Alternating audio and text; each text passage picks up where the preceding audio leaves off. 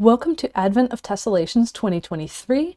I'm Madonna Yoder, and I hope you will join hundreds of origami folders around the world in folding this daily challenge to increase your origami tessellation folding skills, so the twists and repeating patterns folded all from a single sheet of paper. Welcome back to Advent of Tess. This is day 3. We're going to be folding one of my own designs that I call Frosty. It uses all closed triangle twists, and it uses them on both sides of the paper. Now we're going to be getting really close to the edges on some of these twists, and we're not going to be starting right in the center either. So this is something where you might want to go ahead and draw the whole crease pattern on your grid before you start, but still fold it one step at a time, or one twist at a time with the video. So in order to get that crease pattern, make sure you have gone through the training.gatheringfolds.com/advent site and sign up for the email reminders and get those PDFs. And you can also join Advent of Tess as a course where you can see what ones you've completed, what ones you have yet to do, and you'll also see all of the videos from last year's Advent of Tess, which is a completely different set of patterns. And with this particular tessellation, we're going to go ahead and get started. One of the things to pay attention to is the structure. And the structure is we have this chunk of pattern that is then mirrored to its neighboring positions. So one thing we can go ahead and do right now is draw on those mirror symmetry lines. And those are going to go from the center of the edge of the hexagon through the center of the hexagon and to the center of the opposite edge. And I'm drawing those in solid blue lines, which will contrast with both the dashed blue for valleys and the solid red for mountains. And I'm drawing these to give us a better idea of where we're going to be folding our twists. So one thing that I can see in the finished tessellation is that I'm going to have some extra space between these first couple twists in some directions, but no extra space in other directions. So what I'm looking for, and this is something that is shown really clearly in that crease pattern that I mentioned as well. What I'm looking for is locations where I can have a, and this is going to be a setup mountain that won't be a final mountain, but I have all the setup creases in the crease pattern as well. And then I'll have this long space and then this short space and a long space and short and long with the third direction going out. So here's some references that you can use for finding these positions. First, these third directions going out are hitting one spacing in from the corners, and these two intersections are 2 spaces apart, and they are 4 spaces out along the mirror symmetry line from the center. And we can use those same references on the other 2 identical pairs of 3-way intersections. So from here, we also need one additional piece of information before we can start twisting, which is which direction are we twisting? Are we going right-handed or left-handed, and on which ones?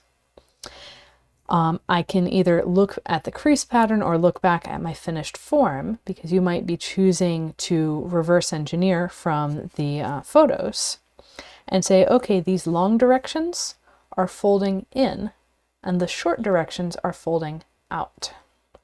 So I'm going to have the valleys for my long directions making this giant triangle. And that's enough information to get started with the folding. So I'm going to start with just one twist at a time. We're not doing all 6 of these at the same time. And on that one twist, I'm going to set up its mountain folds, fold the mountain onto the valley for the one that we know, and then make sure the other 2 match rotation directions as I go around the center, and squash. Next up, I have an arbitrary decision to make of will I go around to the shortest direction first or the long direction. I'm going to somewhat arbitrarily choose the long direction, and you'll see what I mean by somewhat arbitrary at the end.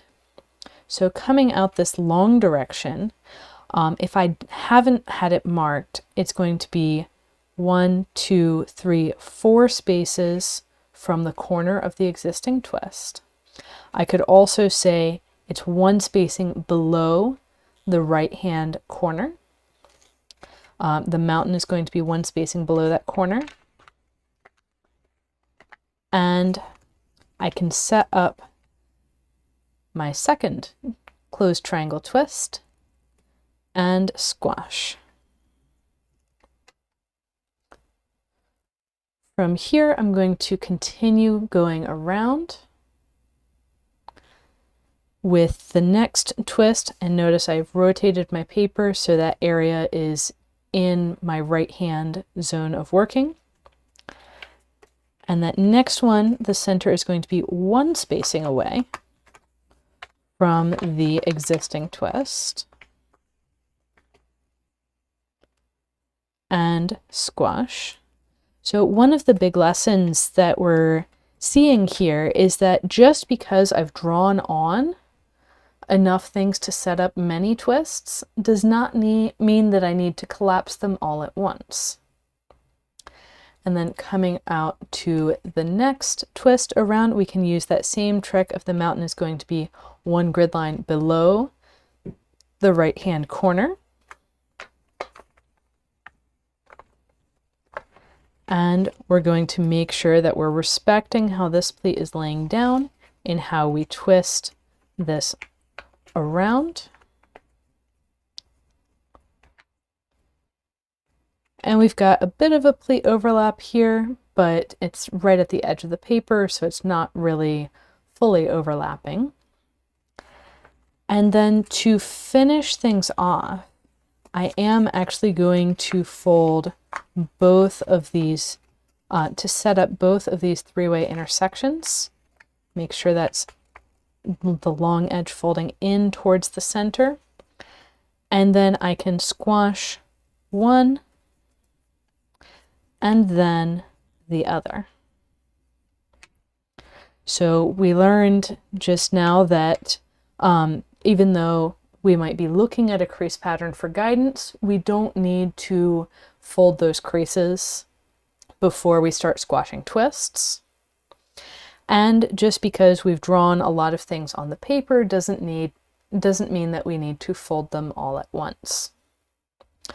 So from here, what I'm going to do is flip over to the back side of the paper, and I'm going to pick a pleat.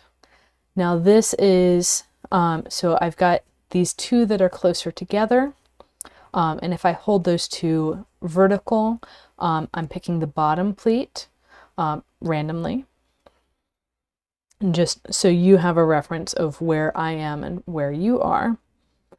And I'm going to go one spacing out from the closed hole and open that pleat to make a three-way intersection of mountains, and that's mountains on this side, because whenever we flip the paper over, what was mountains on one side is valleys on the other. And I'll squash the new twist. Now, if I was folding more repeats of this pattern, I would not go around and do the same move on each of the 6 pleats. But since we are folding just this amount of pattern, and since it's going to make things easier to not be flipping back and forth every few twists, I'm going to go ahead and do what I just said of repeating this move on every pleat on this side.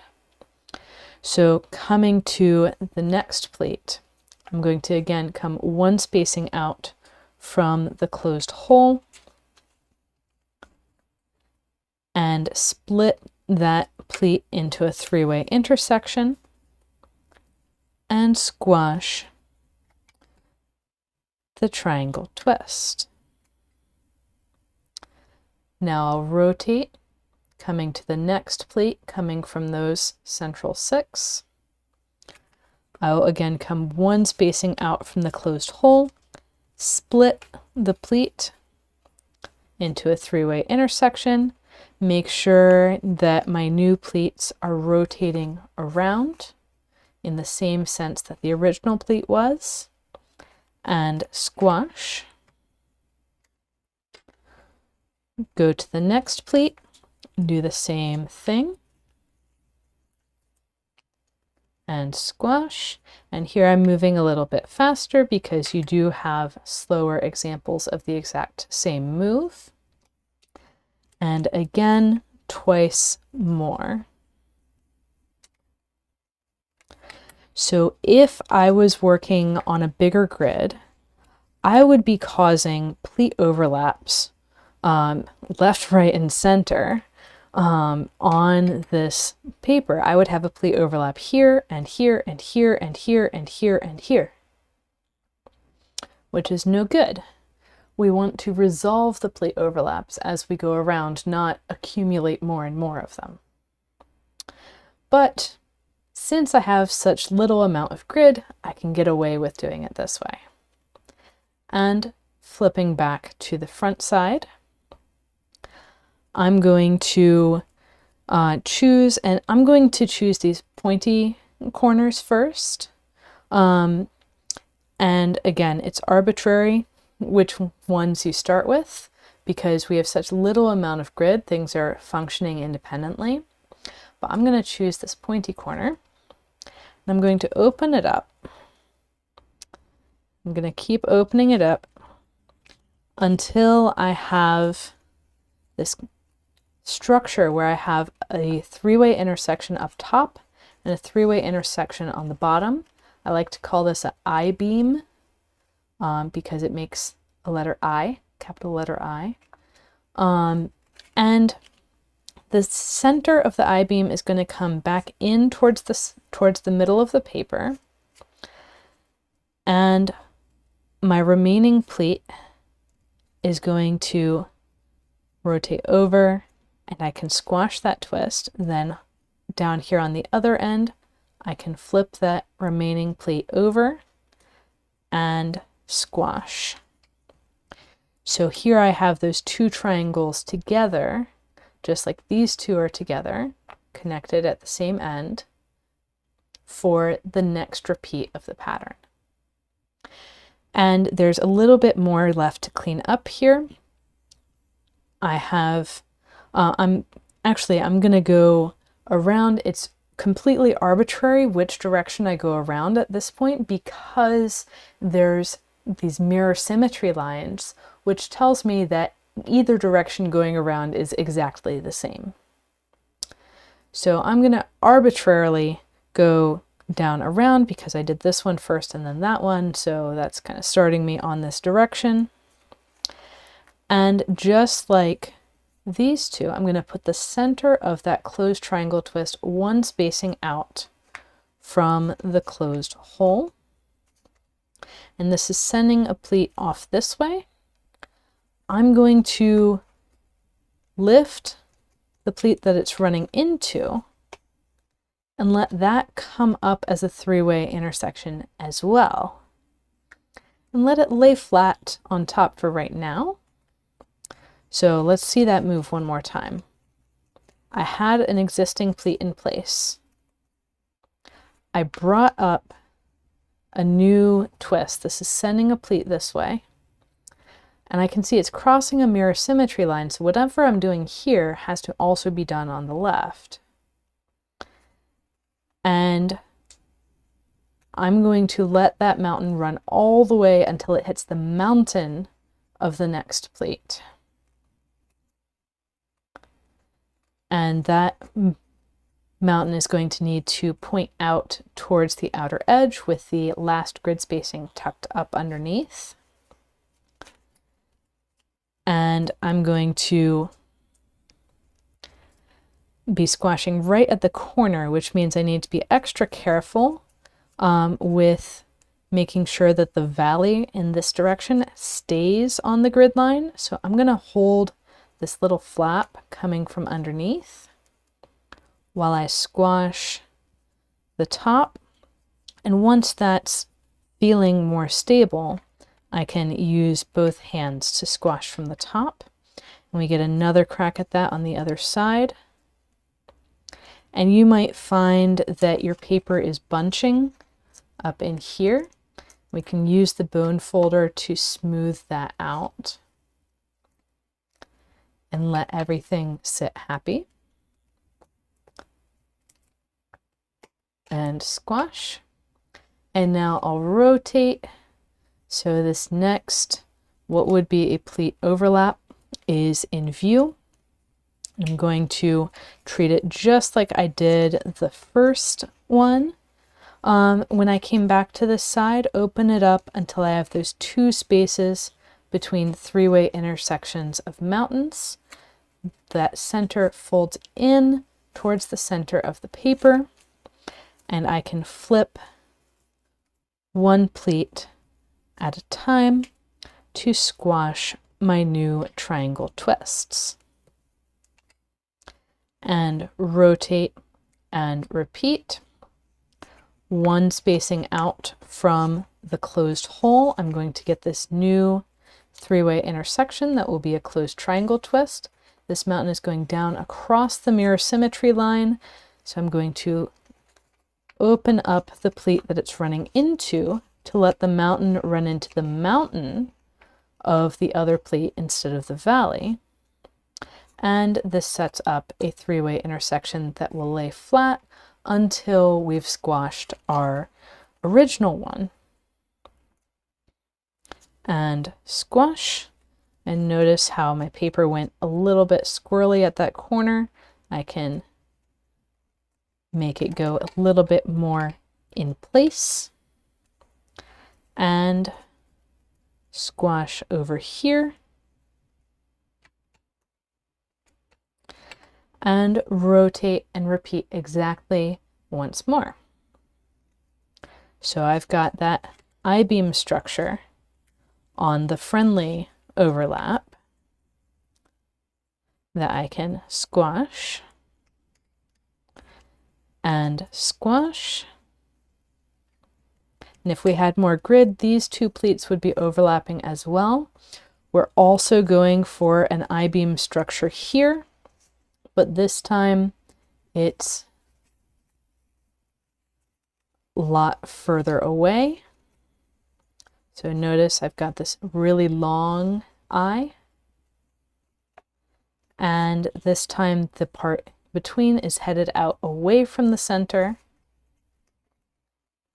and then we can squash our new twists,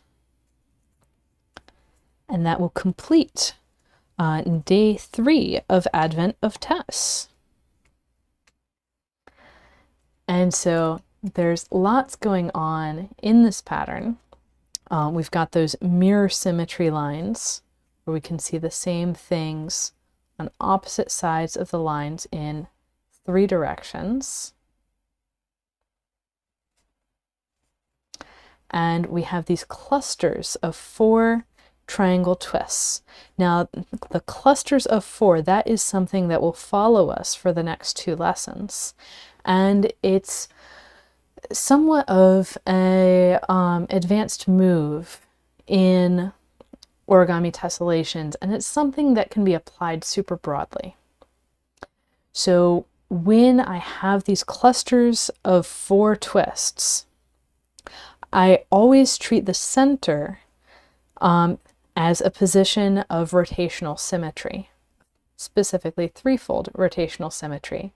So everything around the center is always the same. And what that does is it lets me treat that group of 4 twists structurally like a single twist.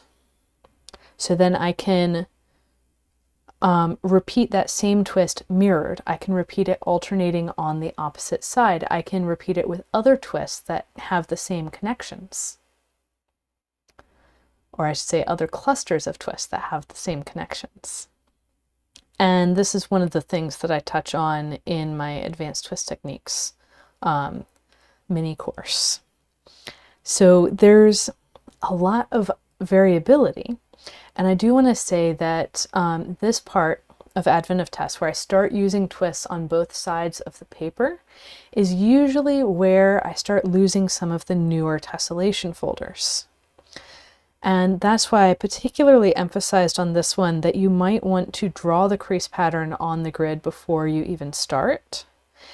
And that, like I've said in previous videos, you might want to have a spare grid available so you can take a break and then come back to it and try again. If over the course of the next 2 videos you find that the spacing is too dense, go ahead and skip to day 6. Day 6 reduces the difficulty a bit by because it's introducing a new twist, the hexagon twist. And so there's actually fewer twists in the tessellations going on from day 6. And so it's not as much of everything on top of everything else because we're fitting so many twists into a small piece. So happy folding, everyone. And of course, remember to share what you've folded with hashtag #AdventOfTess. On Instagram, Facebook, wherever else you're posting. And happy folding. I'll see you tomorrow.